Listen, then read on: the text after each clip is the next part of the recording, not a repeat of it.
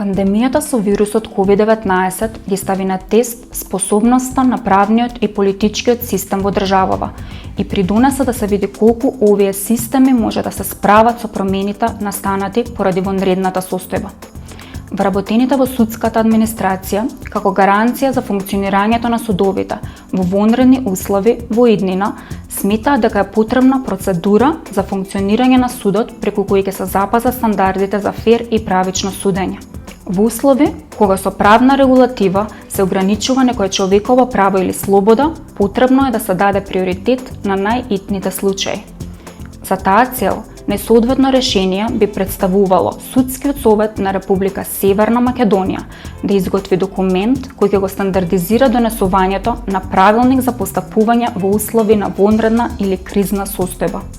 Овој документ ќе има за цел да осигура заштита на човековите права преку пропишување стандарди за независност и непристрасност, ефикасност, транспарентност и отчетност, квалитет на судска правда, човечки ресурси, услови за работа со ИКТ. Кога судовите ќе донесат ваков акт, правото на пристап до суд, како едно од основните човекови права, ќе биде поефикасно применето.